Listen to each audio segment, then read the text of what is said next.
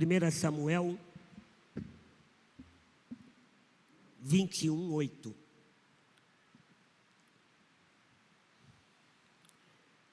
Diz assim o texto: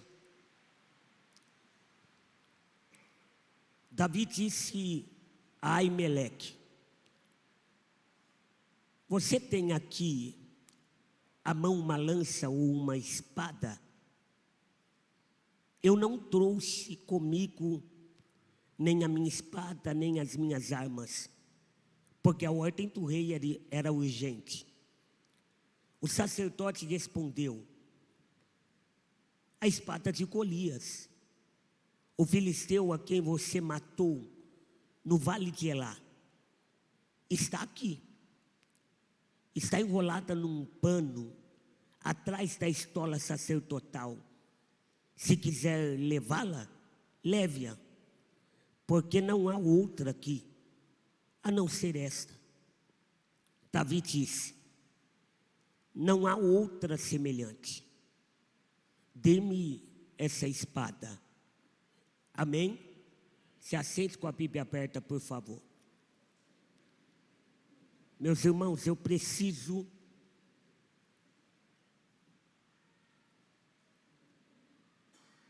da paciência dos irmãos, amém? E eu preciso da atenção extrema, porque conforme vai chovendo, a dificuldade vai aumentando para entender o que eu estou falando, amém? Então tenha paciência comigo, eu vou ser calmo, porque meu intuito não é te alegrar, meu intuito é te ensinar, amém? Se eu te alegrar sem você entender, não é um culto, é uma festa, amém? E nós não estamos em um espetáculo, nós estamos em um culto racional, amém? Olha para o teu irmão e diga: não conversa comigo. Fala para ele agora: se você quiser glorificar, está liberado.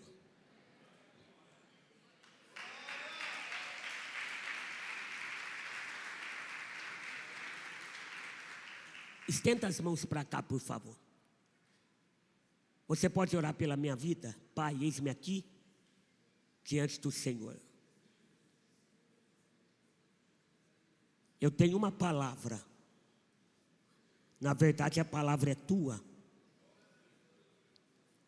Por isso eu preciso da tua capacitação. Me instrumentaliza agora como uma voz profética ao seu povo, à sua igreja. Queremos ouvir a tua voz, em nome de Jesus, amém. Meus irmãos, falar de Davi parece ser o mesmo que chover no molhado. É um personagem conhecido, famoso por suas obras de valentia, coragem e ousadia. Só que falar da história de Davi é nos debruçar em uma palavra que se renova como o sol a cada manhã. Sempre há uma novidade, há uma nova lição, há um novo ensino. E olhar para este texto é nos debruçar diante da história do menino Davi, conhecido em sua função que era pastorear um rebanho de ovelhas do seu pai, belemita, conhecido como Jessé. Olhar para Davi não é apenas conhecer um pastor de ovelhas, não. é conhecer também um menino maestro em tocar harpa, um grande compositor, de inspiração tão grande, que dos 150 salmos que há na Bíblia Sagrada, ele é autor de 73 salmos.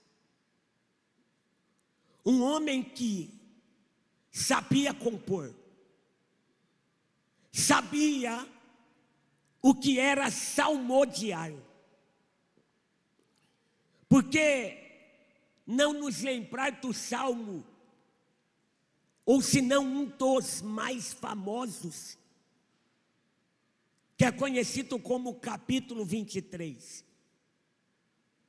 Ele é o autor.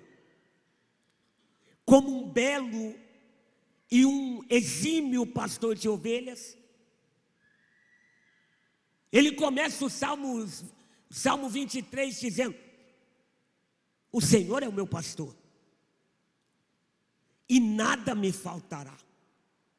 Quem está cantando, quem está compondo, quem está dedilhando harpa, enquanto canta o Salmo 23, ele sabe do que está falando. Quando ele diz sobre Deus como seu pastor, ele sabe muito bem o que é um pastoreio. Só que o que eu acho interessante é que ele coloca o pastor em uma ambiência onde quem tem um pastor tem tudo. Ele está dizendo: o Senhor é o meu pastor e nada me faltará. Obviamente ele está dizendo: se eu tenho pastor, eu não tenho falta. Se Deus está na posição de pastor sobre a minha casa, eu não tenho falta de nada, porque Ele cuida de tudo. Só que precisamos entender que Davi, ele é alguém que está dentro de um cenário, dentro da monarquia de Israel, em seu segundo período, logo após Saul. Só que, dentro do início da história deste menino, você vai ver que no início da biografia dele, nós vamos encontrar um menino com harpa, pedras, fundas e uma vara. As ferramentas que esse menino Davi tem é pedra, funda, harpa e vara. As pedras para defender o seu povo, juntamente com a funda, a harpa para exaltar e exultar canções ao seu Deus, que é digno de adoração. A vara, como todo bom pastor, o cajado, a fim de conduzir e guiar o rebanho a pastos verdejantes. Só que aqui no capítulo 21, ele não é mais um menino. No capítulo 21, ele não é mais um menino que é apresentado no capítulo 16, como bem no capítulo 17, como sendo um menino de 17 anos. Não. No capítulo de número 21, ele é um homem. Ele é um homem que já tem soldados em sua retaguarda. No capítulo de número 21, ele não é um menino que está começando a maturidade, a formação do caráter. Não. No capítulo de número 21, Ele já é um rapaz que venceu. É um rapaz que tem um currículo de grandes vitórias. E por que não lembrar das vitórias como a vitória que ele obteve sobre urso, leão e um gigante? No capítulo 21, ele já venceu o gigante, o urso, o leão. No capítulo 21, ele venceu o seu ego, mesmo sendo ungido, levanta marmita aos seus irmãos. No capítulo 21, ele já tinha vencido a infidelidade ao pai, sendo fiel a cumprir tudo quanto o pai queria que ele cumprisse. No capítulo 21, ele sabe o que é proteger. Ele é um homem vencedor. Só que precisamos entender que entrar no capítulo 21 é apresentar um Davi que é acometido de inveja. Ele vai ser invejado pelo rei atual. Ele não está no trono, mas quem está no trono inveja um menino que nem no trono está. Parece não ter lógica. Porque quem está no posto de honraria em evidência diante dos olhos é Saul. Mas mesmo assentado no trono, ele vai começar a invejar Davi. Os problemas de Davi começaram com a inveja. Quando Saul começou a invejá-lo. A pergunta é: por que Saul está com inveja de Davi? Bom, há quem diga, e sábio é quem diz que possa ser pelo fato de Davi não ter coroa, mas ter unção. Saul ter coroa, mas não ter unção. Olhar para Davi é olhar para um menino que não tem trono, mas tem unção. Não tem castelo, mas tem unção. Não tem nome, mas tem unção. Porque o capítulo de número 16 ao 21 não diz respeito à coroa, não diz respeito a castelo, não diz respeito a título, mas diz respeito à unção. Não é sobre coroa, é sobre unção.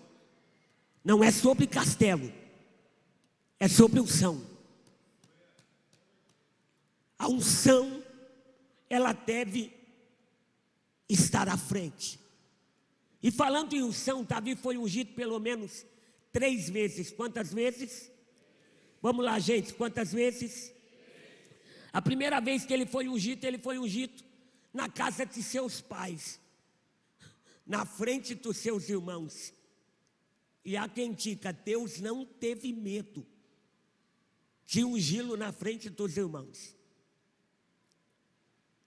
Só que a segunda vez que ele foi ungido para assumir a pequena cidadela de Hebrom, a qual ele vai reinar sobre Hebrom aproximadamente 7 anos e 6 meses. A terceira unção se deu após a morte do rei Saul.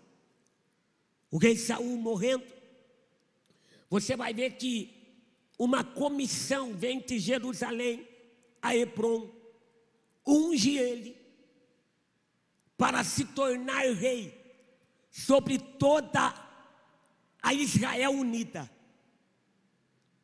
Só que Davi, irmãos, ele é alguém que, enquanto Saul está vivo, ele está sendo perseguido e pressionado pela inveja de Saul. E eu quero rapidamente citar pelo menos 3 atitudes que os invejosos têm. Quem quer ouvir diz amém. Primeiro, o invejoso é sempre indiferente com o que está acontecendo na tua vida. Se alguém chega em um invejoso para falar a respeito de você, mesmo que o invejoso ele saiba o que está acontecendo. Quando alguém pergunta, você viu lá o que está acontecendo? O invejoso diz, eu não vi nada. Porque ele é sempre indiferente com aquilo que Deus está fazendo na sua vida. É fácil detectar um invejoso. Porque ele nunca vê, estando muitas vezes do lado. Segundo, o invejoso, ele sempre critica o que está acontecendo na tua vida. Quando alguém fala das qualificações, das tuas vitórias, conquista, das bênçãos que Deus proporcionou a você, o invejoso, ele sempre arruma um argumento que parece plausível para criticar o que está acontecendo na tua vida. É assim ou não é? Terceiro, o invejoso, ele sempre tenta imitar você nos bastidores. Pois bem, se deu certo na vida dele, eu vou fazer igual para dar certo na minha. O invejoso, ele não quer ter um carro da marca do seu.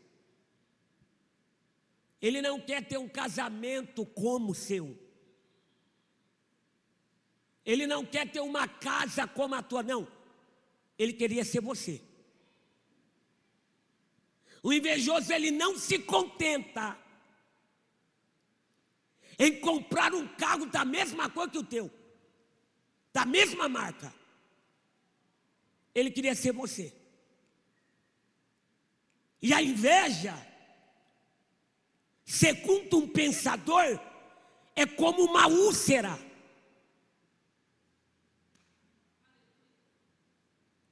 Que vai sendo alimentada. E vai piorando o quadro. Davi, no capítulo 21, ele está sendo perseguido. Saul quer matá-lo, motivado por inveja. Mas Ramon, Davi não tem a unção, porque não mata Saul. O próprio Davi disse, dura coisa é contender contra o ungido do Senhor. Davi entendeu que quem colocou tira. Davi é modelo, viu? De alguém que tem força e capacidade de agir pela força do braço e vencer, mas entende que a justiça não é dele. Davi tem capacidade para cumprir com a justiça que lhe é devida. Mas ele diz, a justiça não cabe a mim. Deus pôs, Deus tira. Eu não vou tocar em Saul. Quantas vezes, evangelista Douglas, a cabeça de Saul não estava pronta para Davi, e Davi fugia. Ô, irmão, porque quem entendeu que a justiça é de Deus, descanse, irmão. Não era muito mais fácil ele resolver do que ficar fugindo? Se ele quer me matar, eu mato ele. Davi diz, não, eu vou fugir até que Deus cumpra com aquilo que ele estabeleceu. Oh, glória a Deus. Agora, irmãos, Saul está com inveja de Davi, sim ou não? Aí começa uma canção, irmãos. As mulheres começam a cantar. Saul matou seus milhares, mas Davi, seus 10 milhares. Saul foi bom, mas Davi é melhor. E isso vai motivando a inveja dentro de Saul. Ao ponto de no capítulo 18 e 19, o próprio filho de Saul falar para Davi: foge, meu pai quer te matar. Foge porque meu pai vai te matar. Motivado por inveja. O próprio filho, ele entendeu que não havia cabimento o que Saul estava fazendo com Davi. Mas Davi foge, porque ele entende que a peleja não era dele. No capítulo 21 ele está fugindo de Saul, e ele vai parar nas cercanias de Nob. Ele está cansado, gente. Ele está cansado de fugir. Ele está cansado de correr. Nesta vida onde a unção desceu sobre a cabeça, mas a vida a qual ele vive é uma vida de fuga. Ele se cansa. Porque que unção é esta que me leva a uma vida de fuga? Ele chega em Nob, que está ao norte de Jerusalém, a cidade dos benjamitas, cidade dos sacerdotes. Quando ele chega lá, com alguns dos seus soldados, ele está desarmado, ele está com fome, ele não tem espada, ele não tem pão. E quando ele chega, Aimeleque não estava preparado a recebê-lo. Sumo sacerdote Aimeleque não sabia que ele estava vindo, mas quando ele chega, Aimeleque, assustado, vai conversar com ele. E ele olha para Aimeleque e ele pede pão a Aimeleque. Coloca para mim o versículo 3 no telão. Capítulo 21, versículo 3. Ele pede pão a Aimeleque. Agora o que você tem na mão, dê-me pães, ou o que eu puder encontrar. Davi está com fome. Mas a problemática do texto é que era sábado. Era o dia da troca dos pães asmos. E outro, porém, jamais, dentro do contexto judaico, um homem qualquer poderia comer pão do lugar santo. Era tão sério isso. Lembra de Nadab e Abiú, que mexeu no que era sagrado de qualquer maneira, e o fogo de Deus os matou. Quando Davi chega, ele pede pão. Aimeleque olha para ele e diz: Davi, eu vou cometer uma jurisprudência aqui. Eu não tenho pão, mas eu vou abrir uma jurisprudência para que você coma os pães do lugar santo. Só que, Davi, eu preciso te perguntar: como estão os seus homens? Se deitaram com mulheres? Vocês estão puros? Vocês estão com a vida ilibada? Porque vocês vão tocar naquilo que é? Glória a Deus. Logo Davi diz: nós estamos puros, limpos, não tocamos em mulher alguma. E agora o sumo sacerdote vai oferecer pão para Davi e para os seus homens se alimentarem. Isso aqui mexe comigo, irmãos, porque no auge da perseguição, Davi encontrou pão na mesa de Deus. Eu vou de novo. No auge da perseguição, Deus tinha preparado o pão para ele em sua mesa. Eu profetizo que no auge das tuas guerras, você encontrará pão na mesa de Deus. Aleluia. Jesus cita o fato no Novo Testamento dizendo, assim como Davi num dia de sábado, assentou-se à mesa e comeu pão dos sacerdotes, assim será também com os vossos discípulos. Sabe o que ele está dizendo? Como Davi comeu pão no lugar santo, vai ter um dia que a mesa vai estar posta.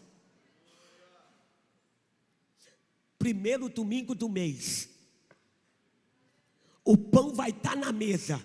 O pão é santo, porque eu santifiquei. Mas eu vou dar oportunidade aos meus seguidores também de tocar no pão. Na verdade, Jesus não tem pão para dar. Ele diz, eu sou o pão vivo que desceu do céu. Agora entenda, quando olhamos para o texto, essa mesa só podia ser uma mesa onde recebia os aronitas, os descendentes de Arão. Mas Davi chega, Davi come, Davi se farta. Só que, irmãos, eu quero parar neste verso. Esse verso, ele mexeu comigo. Versículo de número 8. Olha o que diz no verso 8 do capítulo 21. E Davi disse a Aimeleque, você tem aqui à mão uma lança ou uma espada? Davi fugiu tão rápido de Saul que ele esqueceu suas armas. Ele esqueceu as suas ferramentas de guerra. Ele esqueceu a sua espada. No versículo 9, o sacerdote responde, aqui não tem espada. Porque não pode ter espada dentro do lugar santo. A única espada que tem, ela não está aqui como espada de guerra. Ela está aqui como memorial. Qual espada que é? É a espada de Golias, que você tomou dele e decepou a sua cabeça. Essa espada está aqui, atrás da estola, enrolada em um pano. Você consegue imaginar? Davi dizendo, dai-me esta. Agora o sumo sacerdote entrega a espada a Davi. Davi pega a espada na mão e começa a desenrolar o pano que cobria a espada. Enquanto ele desenrola, a memória dele vai desenrolando também.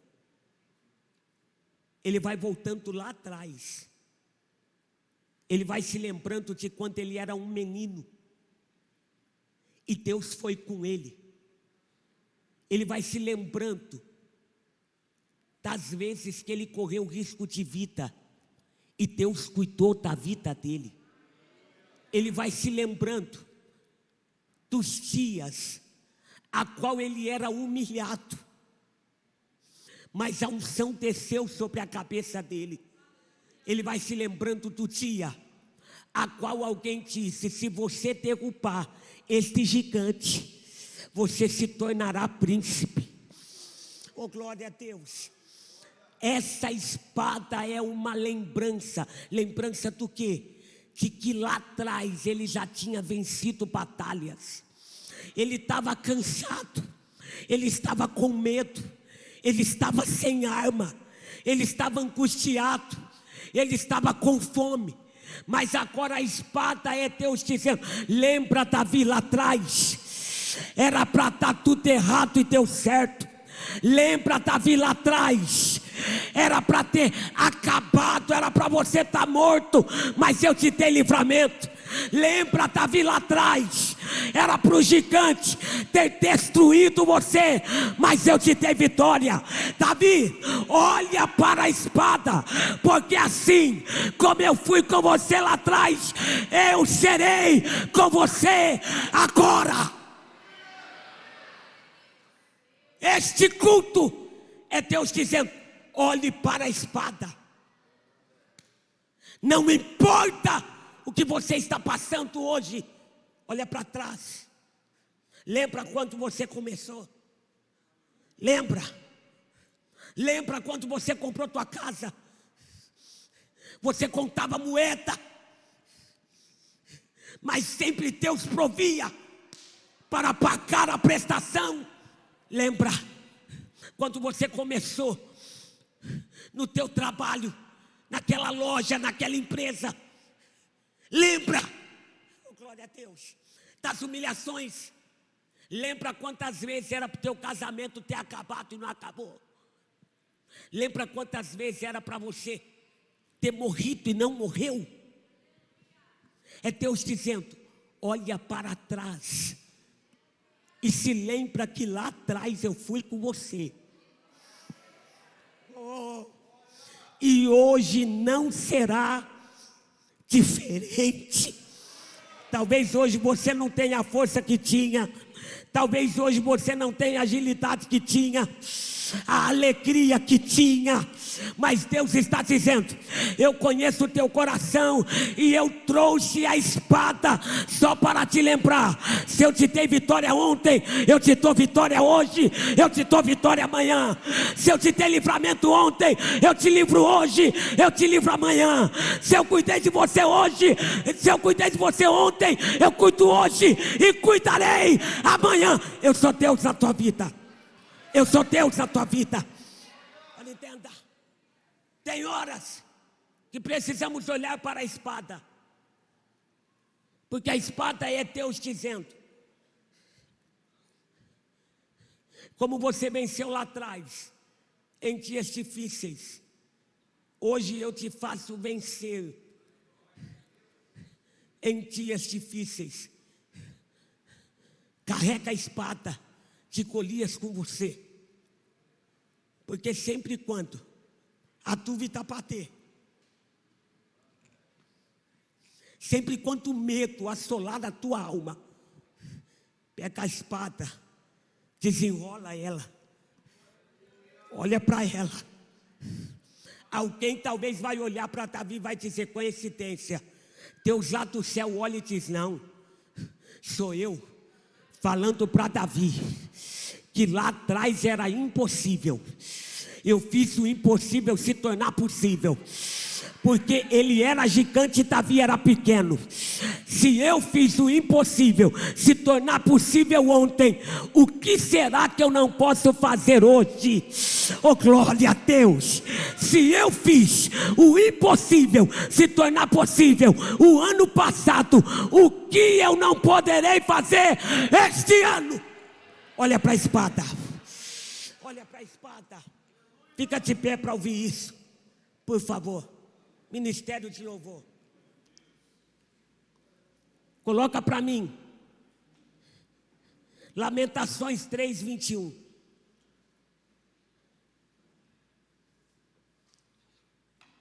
A espada é uma lembrança. Lamentações 3:21.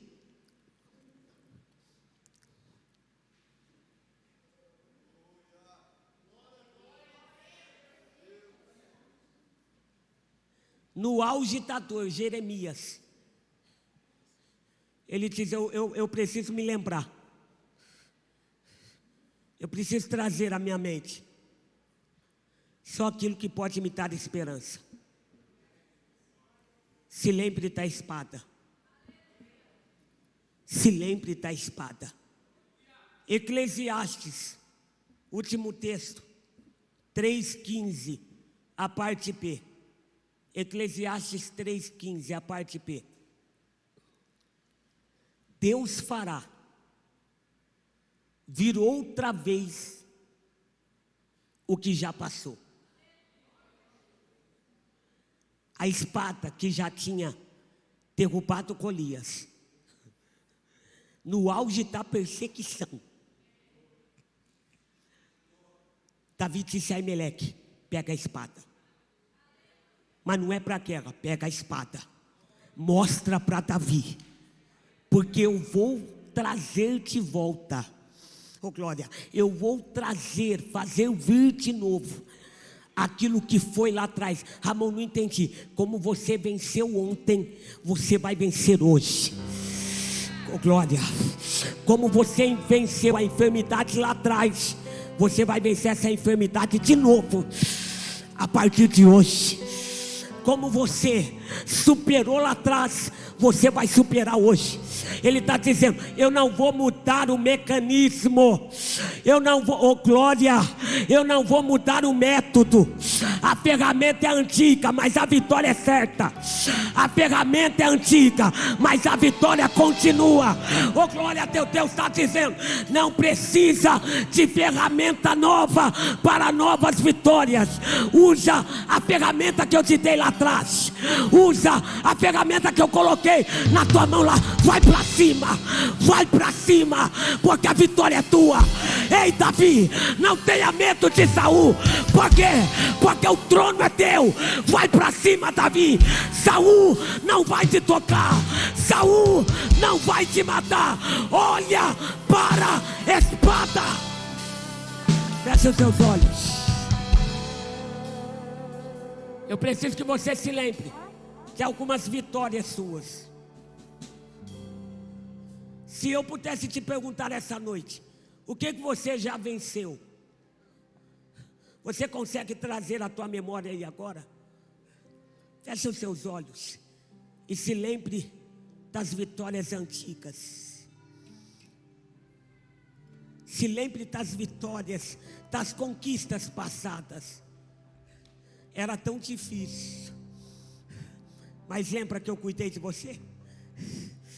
Era tão importuno, mas lembra que eu te prosperei? Era tão improvável, mas eu sustentei você. Eu estou falando com homem aqui, com mulher aqui, que quando o baque veio para te matar, mas ele cuidou de você para você não cair na depressão. Eu te dei vitória. Eu vou te dar vitória outra vez. Eu te fiz conquistar.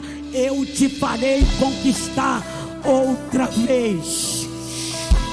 Pega a tua espada. Ramon, é de Golias não. Essa espada é um memorial que Golias foi decepado. Essa espada é uma lembrança que eu sou Deus na tua casa, que eu sou Deus na tua história, que eu sou Deus na tua vida, que eu não desamparo você, que eu cuido. Fecha os seus olhos.